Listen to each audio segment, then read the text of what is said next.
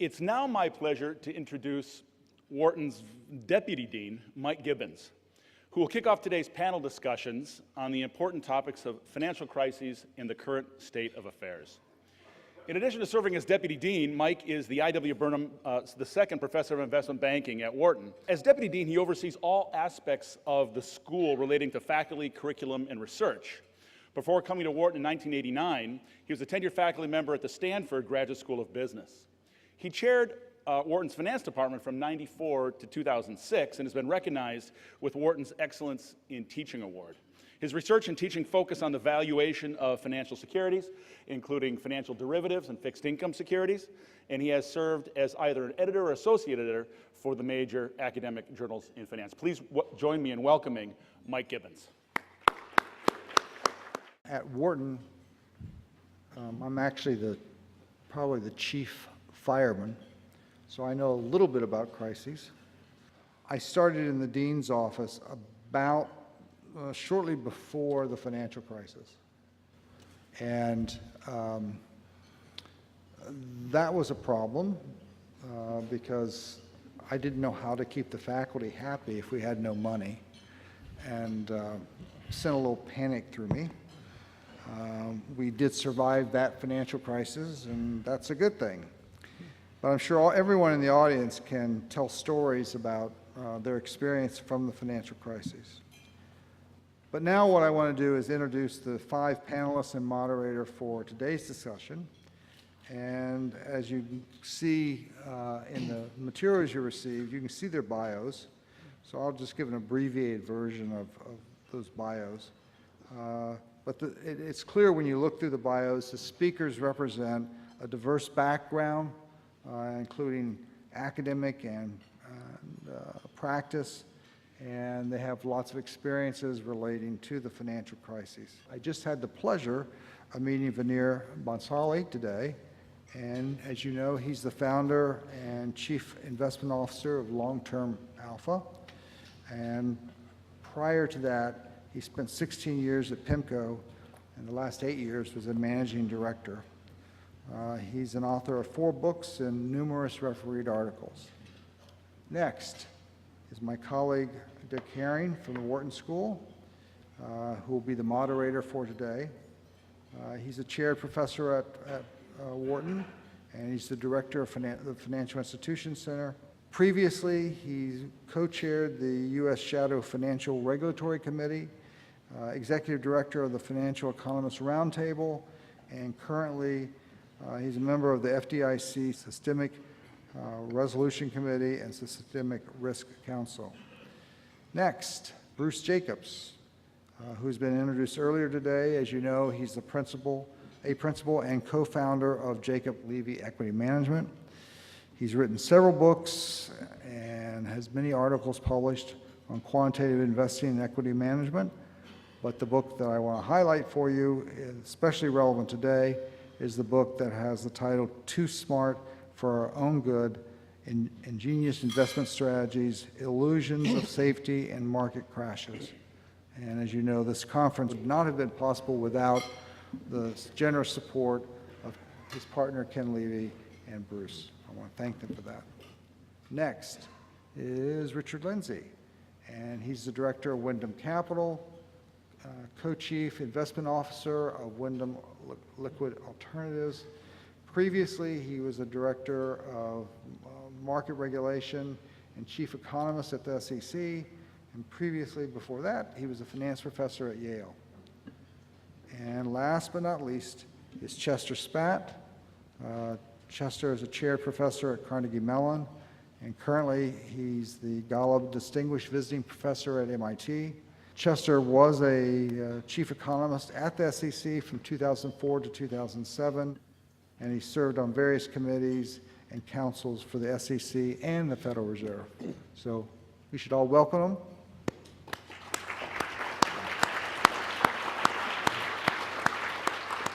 him. And I assume the moderator is going to lead on. Thank you, Mike, and thanks for having taken over one of the happy responsibilities of a chair. The nice thing is that the organizers have really endowed me. I've recruited a first-rate panel, The downside, of course, is that we have a really severe time management problem, and so I need to ask for the forgiveness of the panelists in advance if I sort of move things along a bit. We are going to be dividing this discussion in three parts. I always thought Caesar was onto something when he started with Gaul, but we're going to try to look at things under three headings. The first being, what have been the most significant causes of the financial crises? Second, what have been the most important signs of increasing vulnerability to a financial crisis? And perhaps even more pertinently, what do you see that is a worrisome trend in today's current environment? And then finally, we will take a look at some of the policy aspects. Have we done enough to prevent and, if necessary, deal with the next financial crisis? And if not, what more should be done? Despite the fact that there have literally been, probably at last count, 80 to 100 books written on the crisis, it's remarkable how much controversy remains.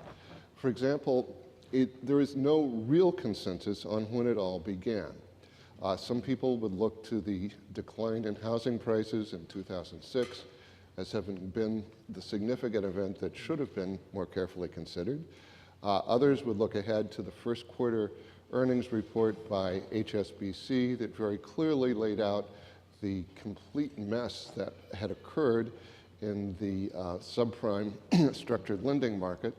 Others still would look to the collapse of the two Bear Stearns hedge funds that had those really seductive names, the high-grade structured credit fund and the even better high-grade structured enhanced leverage fund, which could not be redeemed.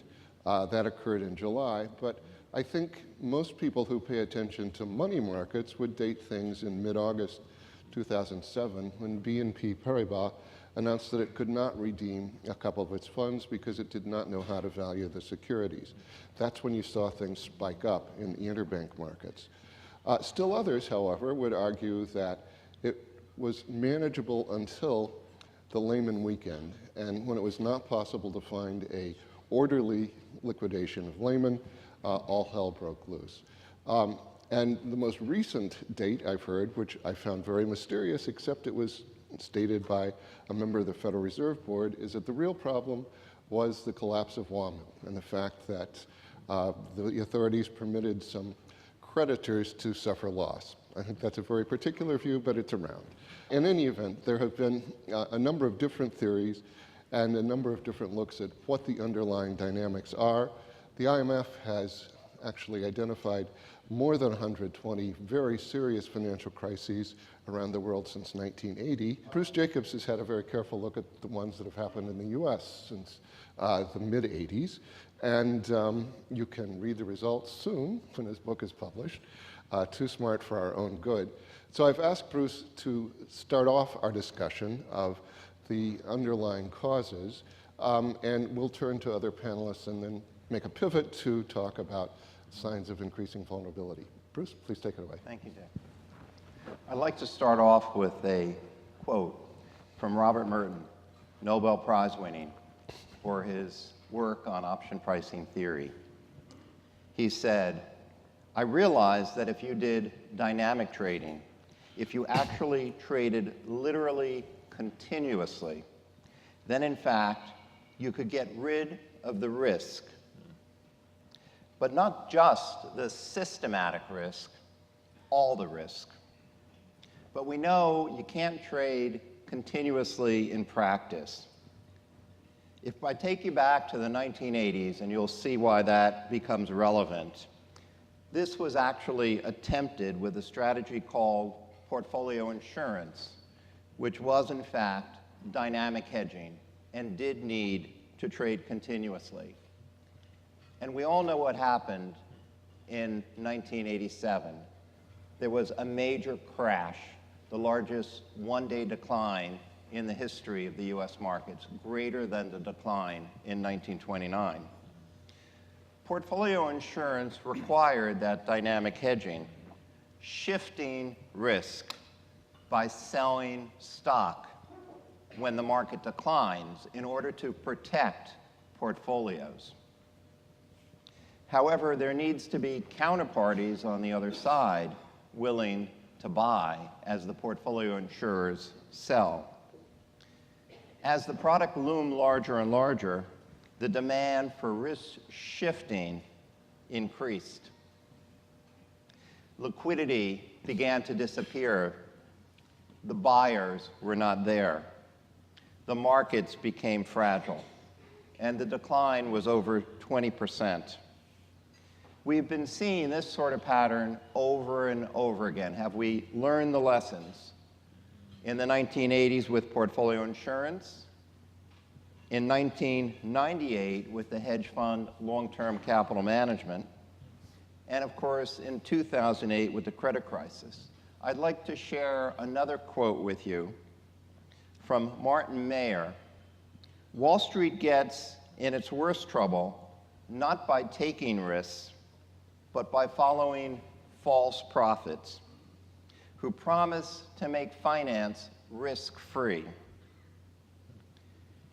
So in my remarks today, I will be talking about free lunch strategies and how and why these free lunch strategies combust. Strategies where there's an expectation of protection or safety, and yet at the same time, they're sold on the basis of higher return. They become irresistible. But we should know that shifting risk does not eliminate risk, nor does it necessarily reduce risk, but it may actually increase risk for strategies and markets. Definitely, the causes of these various crises that I've mentioned and others that have occurred, Dick mentioned how many there have been in the last few decades. The causes differed, the effects varied, but there definitely were commonalities. The most common theme is that the strategies promised to make investing safer. Portfolio insurance I described with a floor on equity values. Long-term capital management's arbitrage strategies with very low-risk arbitrage positions. And then, of course, the residential mortgage-backed securities and the collateralized debt obligations, AAA-rated securities, very low risk, presumably.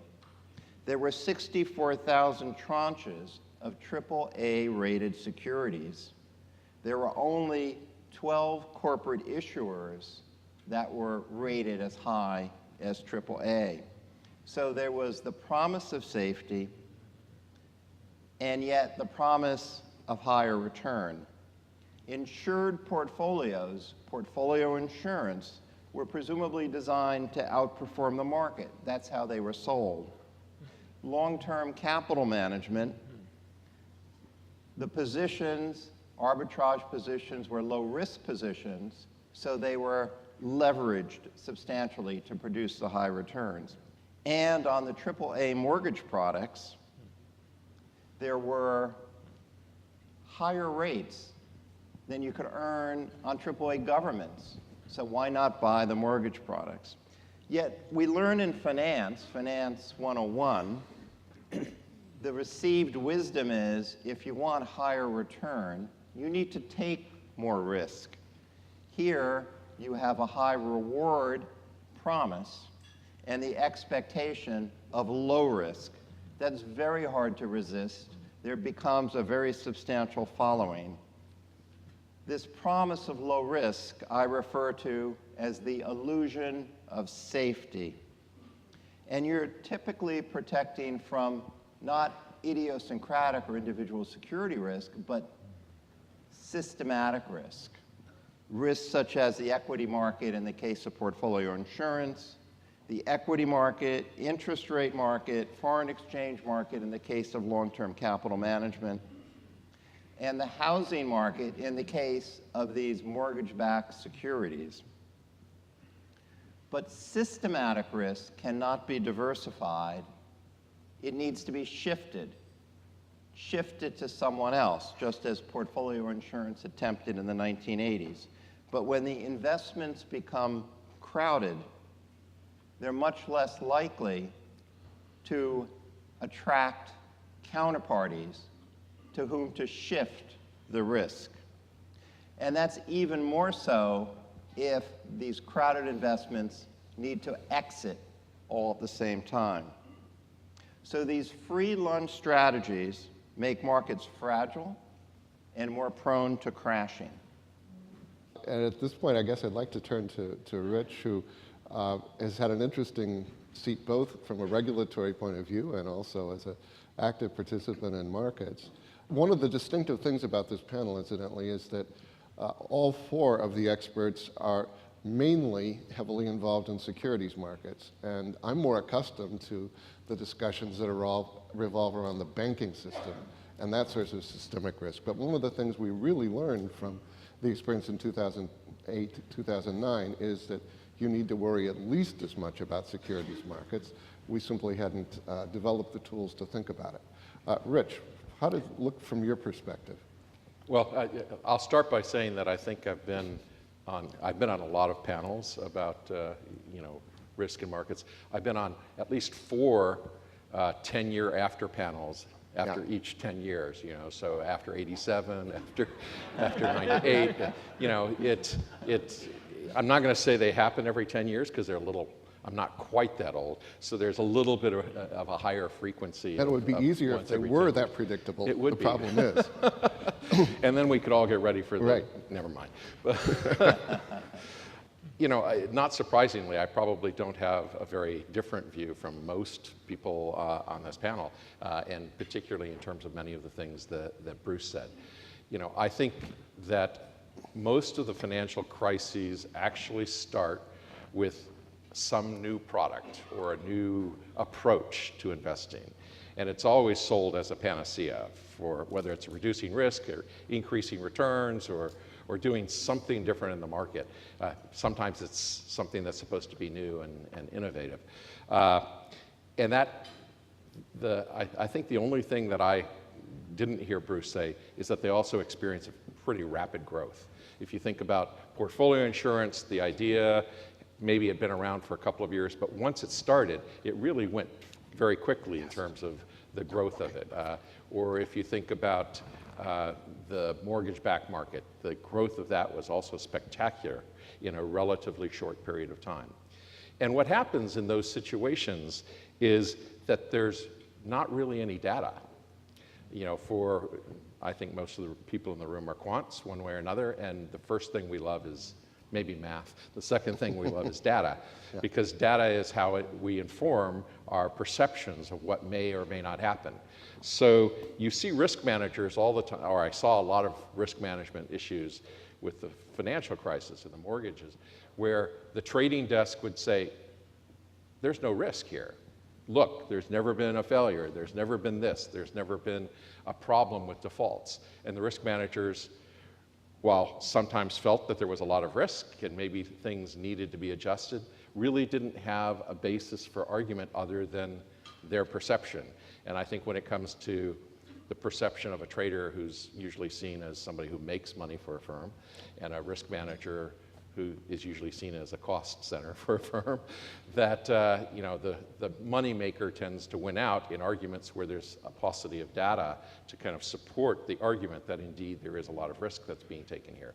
That, combined with the fact that many people haven't seen a lot of these crises before, that instead the traders tend to be on the younger side in our industry, and because of that, they're new, and they say, well, this is different. This can't have the risk that anything else has had previously, because I understand it better, and I don't know how those people before me were so silly to think that they took that risk on. But I understand this risk, and I'm taking this risk, and I understand it, and I understand how to control it. Generally, that tends not to be true. What else happens is that these markets tend not to be as liquid as people think. So what happens is that you have some type of precipitating event. You can always argue about what the exact event was that precipitated any of these downfalls, but all of a sudden, it reveals all the weaknesses in the system. There are sometimes structural weaknesses in terms of the way things are cleared and settled or transacted. If we go back all the way to portfolio insurance, when the market had to sell off during portfolio insurance, all of a sudden they found that there were jumps and you couldn't really trade continuously. And to make that even worse, the printers, which is how orders were submitted at that time, often to the New York Stock Exchange, just were overwhelmed. They couldn't actually print things. You couldn't make phone calls even to the NASDAQ desks to try to sell anything. The whole system kind of froze up because technologically it didn't have the capabilities to keep up with the order flow and the type of trading strategies that people had. Sometimes there are regulatory weaknesses. We can argue about whether those were regulatory weaknesses from the 2008 crises, but generally I would say that there probably were. There are liquidity I've mentioned, and then there's fundamentally, I think, an understanding of the product. Often these products come from someplace, they're that panacea, and they're marketed very heavily, they grow rapidly, and most of senior management generally doesn't understand the product. I would say often the investors don't actually understand the product that they're investing in. And when you exacerbate that with a lot of quant, either analysis or quant speak sometimes, then it just makes that situation even worse because all of a sudden now people have something that they don't really know what they were invested in and they don't really know what can or could happen to it. And I'll pause there. Thanks. I think you raise a really interesting point about a lesson we've learned, but learned imperfectly. I think most people would certainly accept your notion, and Bruce's as well, that people see these offers that are too good to be true that actually are, but they are disinclined to believe it. And so what we've seen in the regulatory response this time around has been a real tightening up on product innovation. Not only do the regulators look at it very, very carefully, but within each firm you have very, very strict committees that are reluctant to. I can hear it from my students who are no longer quite as interested in entering the field because they just think it isn't as entrepreneurial as it once before. And so it's difficult to know how to strike the line. There are clearly some innovations that we do want to at least slow down, if not prohibit. And there are others that are just maybe a loss from our overreaction to the last crisis. And not to jump to the last one, but I'll just throw it out now, that in the regulatory framework, generally regulators are always fighting the last crisis. Always, yeah. So it's set up policies, set up rules and regulations that would take care of what happened, and that doesn't necessarily address what will happen. The next crisis will always be different, although there will be But it may rhyme. commonalities. It may well rhyme.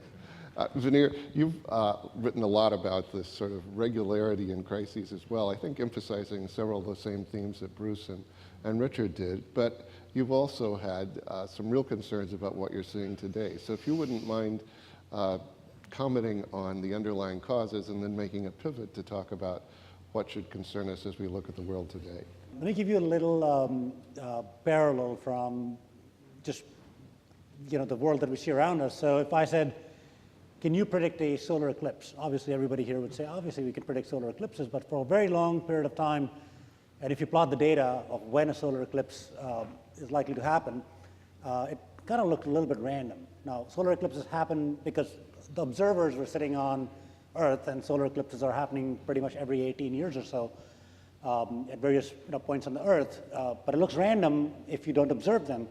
But the underlying regularity obviously is there. And to derive this formula for when a solar eclipse is likely to happen, you don't need to know what every rock on the moon and the sun and the Earth is doing. All you need to know is the axes in which they rotate, and a very simple fact that the moon is inclined about 5 degrees. Its path is inclined about 5 degrees to the Earth, and that means there are only certain periods on which the Earth, moon, and sun line up. So the reason I tell you this is that in financial markets, again, I don't have a magic formula to predict crashes, but you see the same cyclical endogenous behavior, and the signs are almost always the same. The signs, and I've gone through 5 financial crises, mini and big. I've been doing this since 1991, and I've been able to so far come out, with my skin intact through all 5 of them. And it's always happens, as Bruce already mentioned, some product that is, or some theory that's actually a great theory that goes bad because it is abused and it is levered up. It's also accompanied with a very flat yield curve or very low yield levels, which we're seeing today. And let me just kind of summarize a paper that I wrote in this context with Larry Harris last year, which appeared in the FAJ. The title of the paper is called Everybody's Doing It, Shadow Financial Insurers, Short Volatility Strategies and Shadow Financial Insurers. So what's the point there? The point is that when yields are very low, which typically happen in the aftermath of a crisis like the last crisis, the markets are first shocked, but then participants figure out ways of generating extra returns. It takes different guises, different forms after every crisis, but the result is always, or the desire is always the same, is to generate more yield, more return. The central banks eased globally and yields fell very low. The theory of selling options, and I'll draw a parallel to what happened before the housing crisis. Selling options in various forms, both directly and indirectly, became one of the easiest ways to generate this extra yield. Okay, and what I call these volatility selling strategies is shadow financial insurance. Just like before the last financial crisis, we had a shadow bank, so to speak, where if the banks who are very highly regulated could not lend, you had mom and pop banks or subprime banks basically lending money in order to get these tranches that have already been discussed. And again, I was part of that crisis as well, and I saw a lot of the same things. For example, during that crisis, we had SIVs. In the recent crisis that you saw in February, you had XIVs. So a lot of parallels, uncannily. But again, the point that I make in the paper is that a whole ecosystem has developed on what we call short volatility strategies. So at the very, very high level in this ecosystem are explicit sellers of volatility, like sovereign wealth funds, like my old shop, where we were sellers of interest rate volatility. Then you go to medium horizon investors, risk premium strategies, risk parity strategies in many ways, volatility targeting strategies, trend following. Those are all implicitly short volatility strategies. And then you go to the very high frequency, you've got, of course, the inverse volatility ETFs and so on and so forth.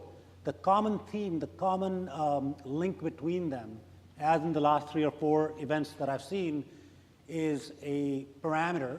Here you can call it volatility, realized or implied, take your pick, that has a very significant amount of money behind it.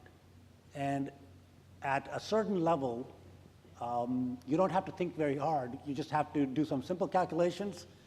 And in the paper, we describe a effect from the change in gamma of a short straddle on what the rebalancing effect on the market can be. And we wrote this paper last year before the February debacle, but the bottom line is that, and there's been a lot of dispute on what the size of these strategies is, but regardless of how you look at it, the hedging markets, where, as Bruce mentioned, people assume perfect liquidity, perfect ability to execute. If those markets do not allow you to all hedge at the same time, you could see a massive liquidity cascade. Okay, so we saw a little bit of that in February. Things happen in twos. That's another thing that I don't have any theory for, but I can tell you that I've seen about 5 out of 5 crises, you always have a mini crisis.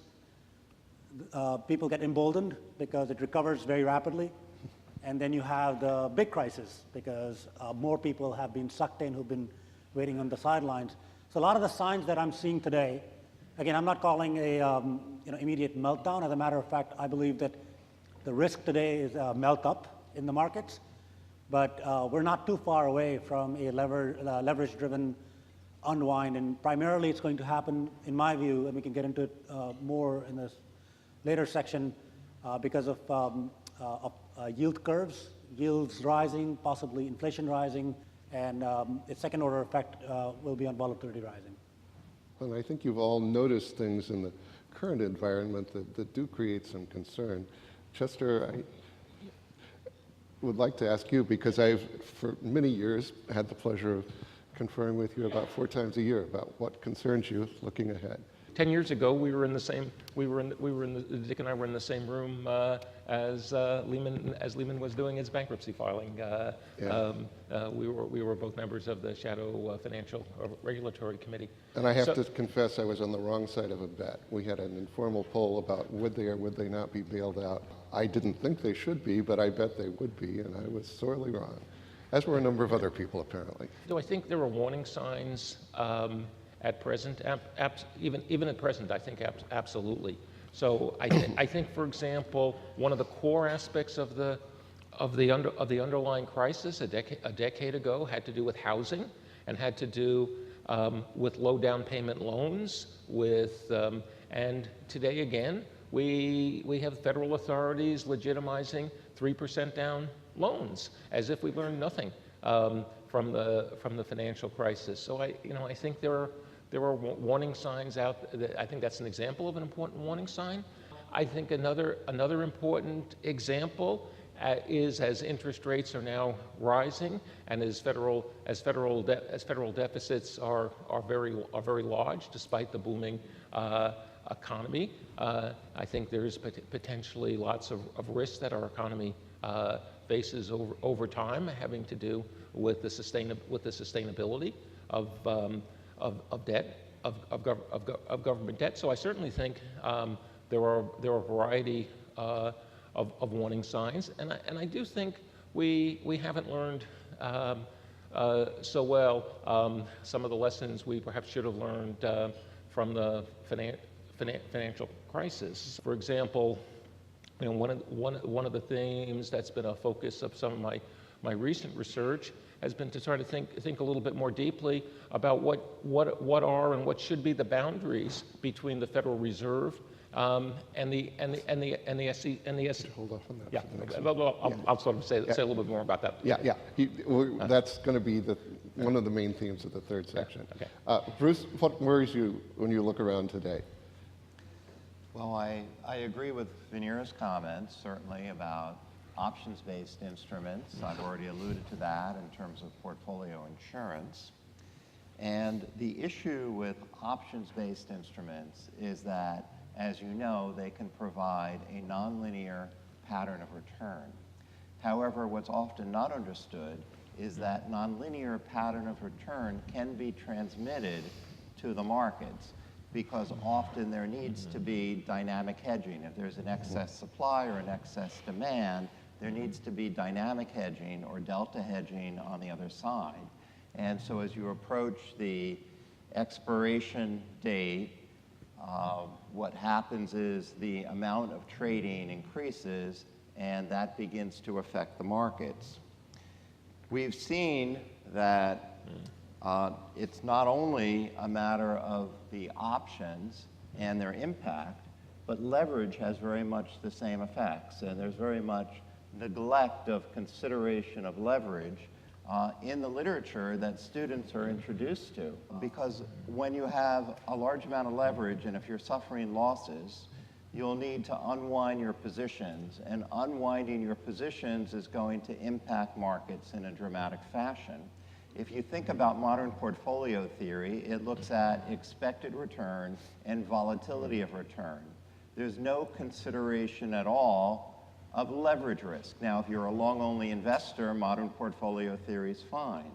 But on the other hand, if you're going to have shorts or you're going to borrow and lever your positions, you're building in leverage.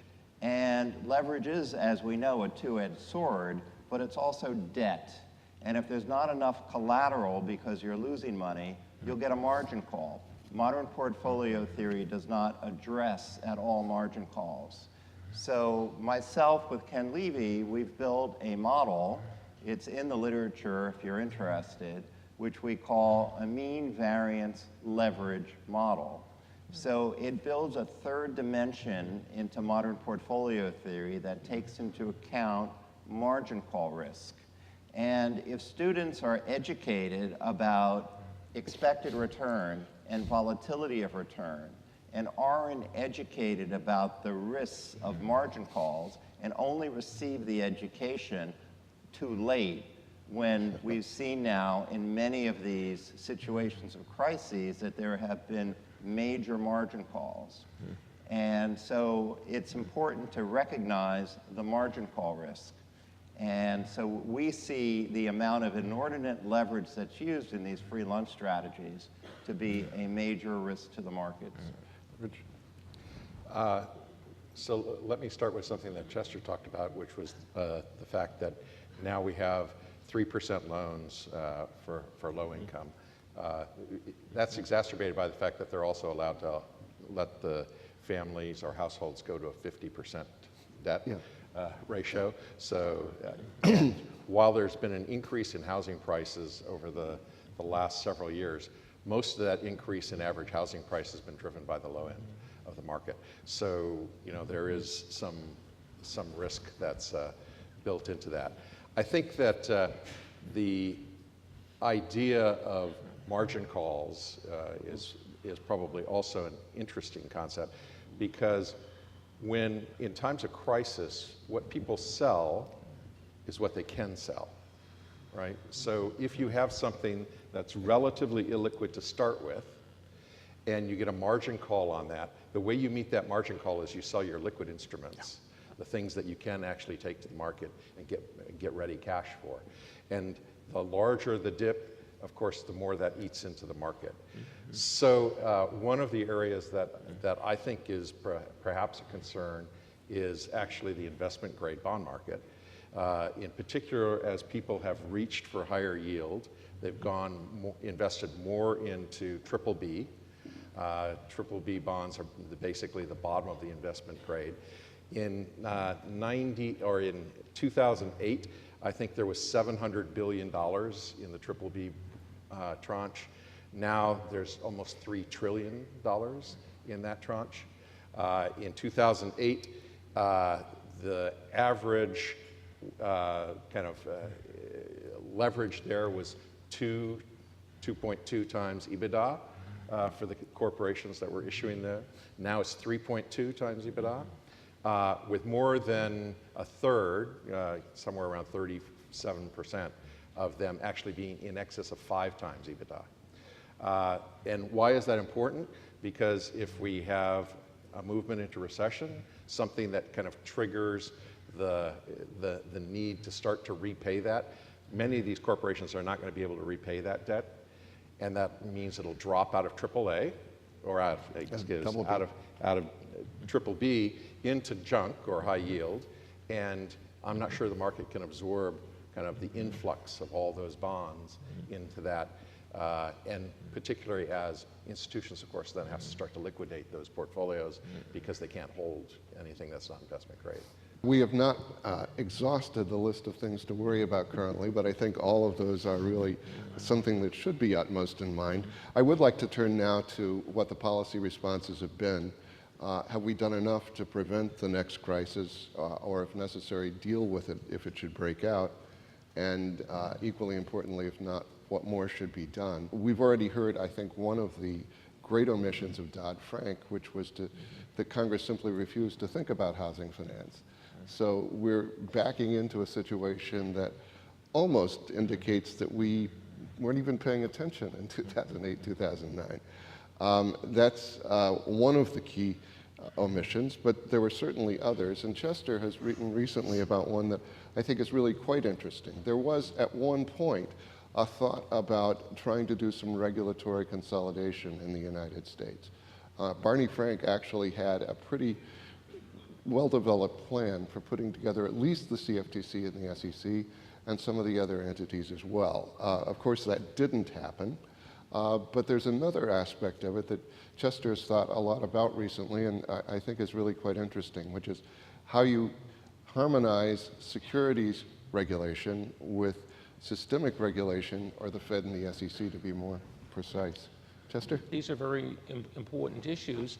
You know, and one relatively recent manifestation of this, I think, is illustrated by the awkwardness of the SEC's response on the money market fund reform, where basically certain classes of holders, in particular retail investors, were told they can no longer own fixed NAV products unless the products involve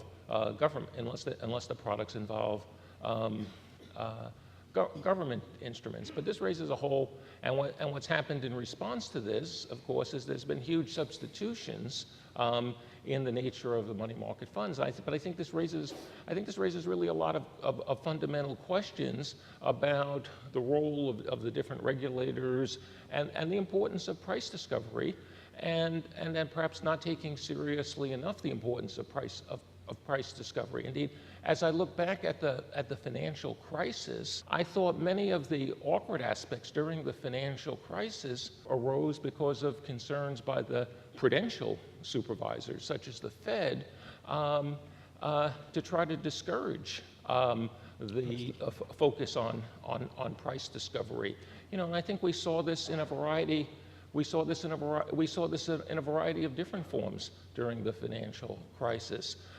At some point, as some of the issues involving the Bank of America's acquisition with Merrill Lynch were playing out, so Bank of America got very, very upset because apparently the SEC was hearing rumors about some aspects of the losses, and the Bank of America was sort of asking the Fed, so did you tell the SEC? And the Fed said, no, we didn't tell the SEC. Did you tell the SEC? Well, this sort of illustrates that one federal regulator views their role as, to some extent, helping to hide. Now, obviously, it's not primarily the responsibility of the Fed to ensure appropriate disclosures. But on the other hand, the issues of hiding the ball and price discovery, these are absolutely central issues. Now, why do I think price discovery is so important? And these are issues that played out in a variety of contexts. It played out in the spring of 2009 with respect to the stress tests. Initially, it was unclear whether the results of the stress tests would be made publicly available. That is, it was unclear until the prudential supervisors were satisfied that the results would be good. Then they were perfectly happy. That's not quite right, because 11 of the 19 failed. What enabled them to do that was having TARP available to make them recapitalize. Well, it was a more courageous step than that. No, but it was only in the last weeks, right before the stress test results were finalized, some of these decisions were being made. Or the example of fair value accounting and the prudential supervisors really pushing back against the FASB on the issue of fair value accounting. Now, fair value accounting, this is basically important with respect to trying to create a good system of price discovery. Now, why is price discovery important? Because markets impose discipline, and it's very, if we try to hide the ball from markets, I think that doesn't lead to desirable outcomes. In fact, in some of how this was played out, when at the end of his time as chair of the SEC, Chris Cox was asked in what I'll call his exit interview with the Washington Post, what was the worst mistake that the SEC made with respect to the financial crisis? And he said it was listening to his colleagues on the president's working group and agreeing to ban short sales during the debate about TARP on those 900 financial stocks. And I think this really kind of encapsulates the importance of price discovery. Why were bank values down? It wasn't because of what the CEOs were telling the Treasury. It wasn't because short sellers were taking them down. It was because investors didn't want to pay what they previously paid. Yeah. And why didn't they want to pay what they previously paid? Because they observed the quality of leadership at some of the key financial services firms. So I think price discovery is a very important issue, and I think one in the lessons from the crisis that has kind of largely been sort of swept away. But I think it's important for us to focus on. I think it's an important conceptual issue, and I think it's one that we should pay much more attention to as we go forward. I think, Chester, you've hit on something that has been a long-standing issue. The bank regulators tend to view their role as suppressing bad news, while securities regulators, by and large, believe in disclosure. The bank regulators themselves were caught up in their own folly with the capital standards they put in place, where the regulatory capital standards were completely divorced from what the market thought of the true capital standing of these banks. Citibank had way over the amount of regulatory capital you should need when its share price was trading for hardly even 1% of the value of the bank. So it's a really grave difficulty that I agree we haven't really confronted in any major way. Let me begin by saying I assume nobody thinks we've fixed everything. So there are things to be done in financial reform. Let me sort of go down the panel and ask which is the one feature that you think most deserves or most needs to be reconsidered and refined. Rich, do you want to start? Sure. Let's see. I think most is the hardest part, I think. Yeah, well, it should be. I think a lot of our, if we look at a longer history than from 87 forward, a lot of our financial crises actually start in real estate. And I think an over-levered real estate market probably is something that needs to be addressed, particularly since I don't see any reason that we couldn't have perhaps a smaller replay of what we had in 2008, the way that leverage is being extended there today. Thanks, Bruce. Well, now, thanks to Dodd-Frank, there are alternatives to credit rating agencies for bank capital standards and also for suitability for money market funds. There are alternative definitions that can be used. You can utilize a third party or an approved model. But the problem is there's still a major conflict of interest, which is that the rating agencies, when they are utilized, are being paid by the issuers. And that's been a major problem that was associated with the crisis in 2008. Also, it's very important that there not be misrepresentations in advertising. We've talked about free lunch strategies. And to give you a very prominent example, back from the 1980s with portfolio insurance, there were vendors who were promising a guaranteed floor, and yet there was no guarantee in place. But no actions were taken, and then the strategy ended up looming to be very large, 100 billion in size, and having a major impact on the market. So enforcement also needs to be alert, and that's one of the problems is what Rich alluded to, which is regulatory lag, is that it may not be apparent that there is a problem on the part of the regulators, especially when there are strategies that are promoted by experts at top universities and or by Nobel laureates, and they tend not to be, they may be questioned by the regulators, but the regulators don't see through it until it's too late. So our regulators need to be smart and well informed, and hopefully as smart as the private sector is. Thanks. Fanir?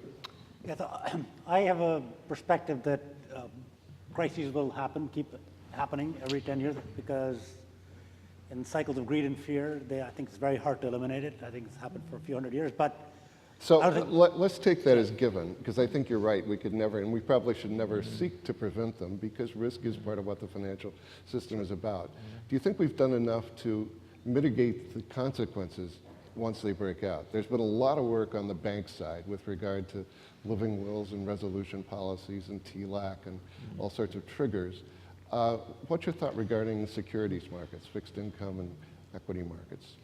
So again, coming back to the theme, I think it's structural. I mean, we're living in a financialized economy where moving electronic and paper money around has been the way that a lot of us have done very well. I think, and I'm maybe answering this in a little roundabout way, but there is a real economy. There is innovation, technology, et cetera, that needs to get done. So the structural financial economy has to switch and pivot, and regulation has to pivot more towards building stuff for the future. And when that happens, I think a lot of the problems with financial leverage, et cetera, get solved because that leverage naturally gets transferred over to, where there's more productive use for it. Interesting. So it's not a problem that financial regulators by themselves can solve. This is a bigger problem. Yeah, which suggests, I think, an even bigger gap in our whole toolkit. The other thing I would have added, I guess, is that we still don't know enough about what's going on in the shadow sector, that much of what's happened as we bear down on banks is that risk just flows to other channels where it's less well observed and presumably less well regulated. But this is, we haven't exhausted this topic by any means, but it is time, I think, to turn to the audience and ask whether people would like to pose questions. Please do make it a question, not a statement, to a member of the panel, and we'll take it from there. He started with a very interesting allusion to Tolstoy, where he said all crises are alike, but each crash is different in its own way. And he pointed out that one of the differences these days is the huge holdings of central banks and their propensity to do some somewhat non-traditional things, like even buying equity. And he asked Veneer in particular. Yeah, so since you addressed the question to me, I'm sure others have an opinion. So I think you hit the nail on the head, absolutely right. I've written a number of pieces on this topic that I call the fountain of youth. So let me just put a couple of seconds of meat on that. So what we had from the 60s to the 80s was easy Fed policy, rising yields, rising inflation, et cetera. Since the 80s, since the Volcker years to possibly the last year, we've had a mirror image of it, which has culminated in short-term yields, as you know, in many countries, and in some countries like Switzerland, out to 10 years, being negative. So what has happened is, and there's been a reason for it, obviously. The reason is that in order to, keep the patient alive, so to speak, drastic measures have to be taken. But what has happened is that the financial markets, the bond markets have gotten broken in a very binary sense. So typically we've been taught that you give somebody money, you get a return on that money. But when you have a negatively yielding bond, you are basically buying something at above par, and you're guaranteed that you're going to get less than par at maturity. So in a sense, the bond markets in the negatively yielding countries have become options markets, because that's what happens in an option. You buy an option and you certainly lose your premium, but you get your money back, your principal back. And that's a very fundamental binary change in the structure of the market. When yields are negative, when the discount factor is lower than 1, all kinds of bizarre things happen. Security prices go up, primarily because of discount factor effects. So, and the reason that's why I say it's endogenous is because the problem had to be solved. The yields had to go negative, especially in Germany. They are going to have to come to positive because bond markets have to be investable again. And that'll create the seedlings, so to speak, of the next correction, because currently all assets are priced for a discount factor larger than 1. So I think that is a primary risk that we are seeing, and unless yields are kept low, which I don't see how they can be kept low globally forever, it's going to result in its own demise. I think that's a really interesting point, because that we hadn't really touched on. Not only were there regulatory reforms, but there were macro innovations, not least of which was quantitative easing, which have really had a profound structure on, I think, both investor behavior and the structure of financial markets. And it's going to be very tough to transition back to a more normal time. And we don't really know how that plays out. I don't think we've really seen that movie before. Richard? And I think that if there is a crisis that arises, the fact that there's so much debt on central banks' balance sheets and interest rates are so low, combined with the growth of the shadow banking system, it's not clear that central banks can actually do something to forestall whatever happens in that particular crisis. And they certainly have less they don't have a lot of dry powder. Yeah, they have less conventional ammunition than they once did, and they've pretty much innovated beyond the range of things people thought they could do in the past. We'd like to ask the panel a question with respect to the technological side, specifically artificial intelligence. More and more financial firms are using AI with respect to trading, and AI has yet to be tested in a down market. Has the committee factored in the advanced technological side with respect to what may happen in a down market, how that might react? Who would like to take that one? Please, go ahead. I don't want to monopolize this, but I will. So your question is about AI, what is the impact of it? I think AI is great when there's a lot of data. AI is not very good for rare events where there is no data. That's the first point. The second point is that market liquidity, and others have written about this also. I saw in February, market liquidity evaporated extremely quickly. So my worry is in the next round of a correction, we have a bigger than 1987 vacuum on the downside because all the bots, they're not humans, they're just going to turn off.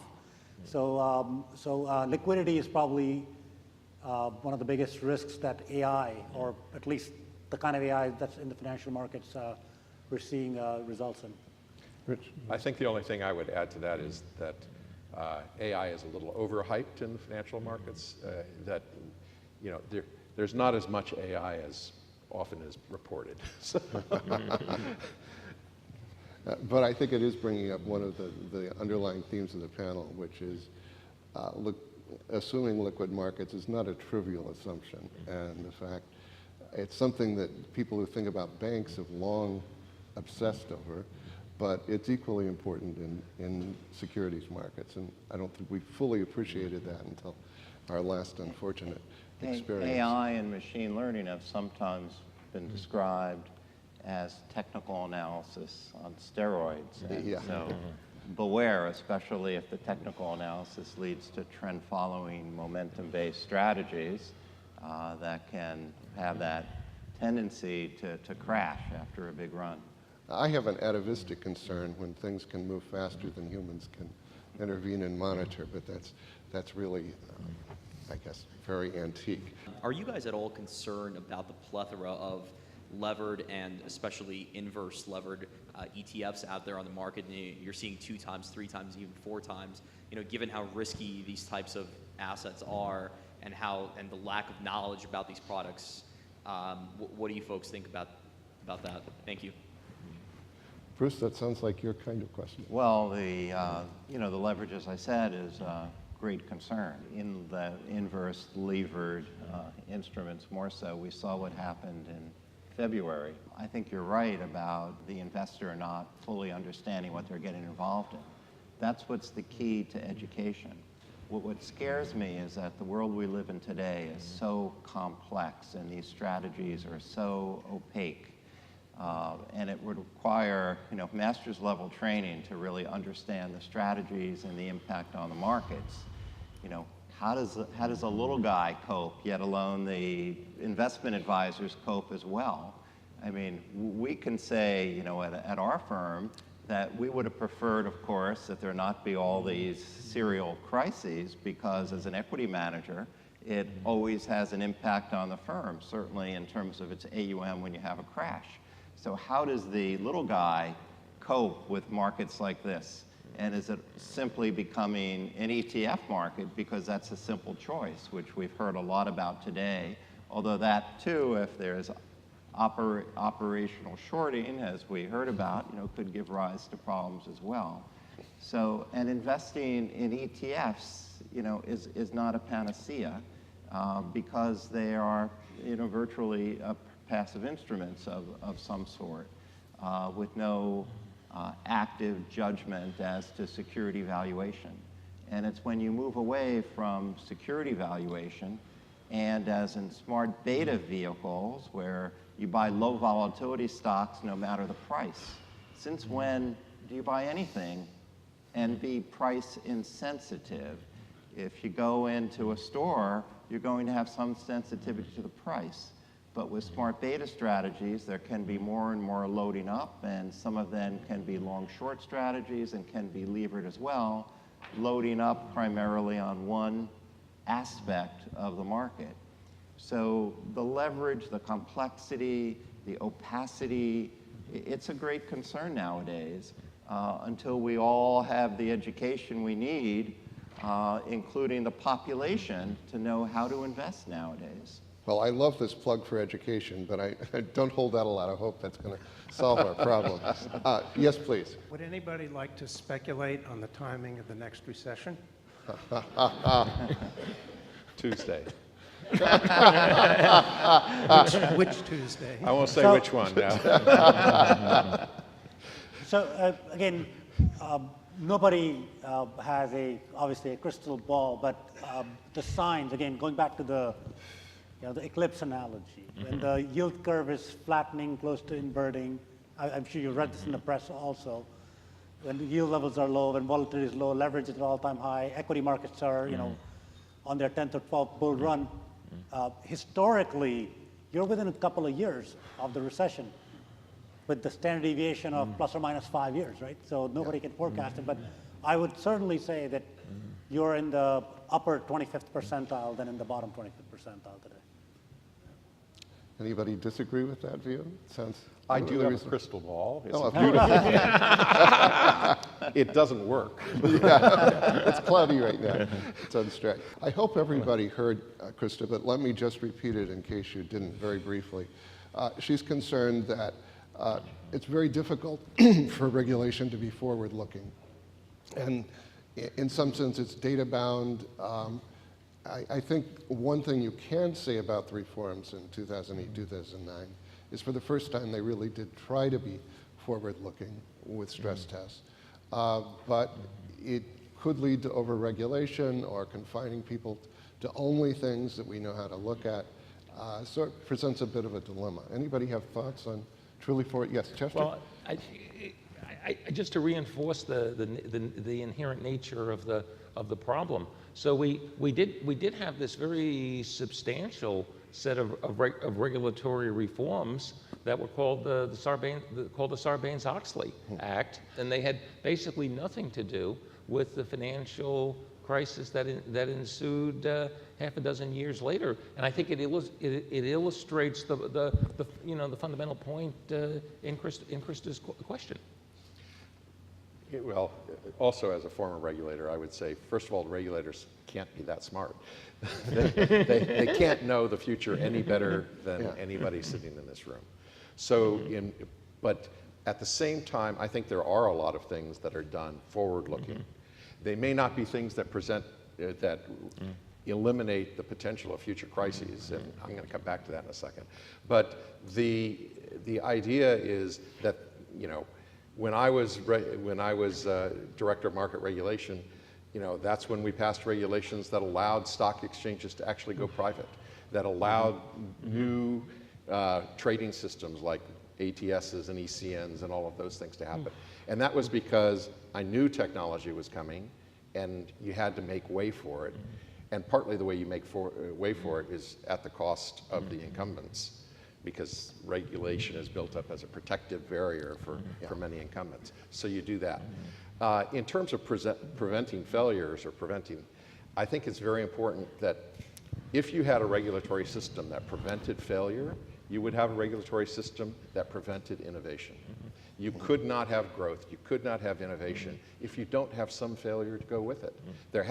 Now, you don't want a large systemic event as a regulator generally, but you do need to allow enough flexibility in product, in organizational structures, in the markets to let innovation go forward. Otherwise, I don't know, we'd have something back along the Buttonwood Tree Agreement. So, yeah, and I think Rich made another very important unintended consequence of the reforms, particularly in the banking arena. The fixed costs of regulation have meant that banks have to get larger and larger in order to be able to afford to comply. It's just a huge, huge task. I'm afraid we've run out of time at this point, so please join me in thanking our panelists.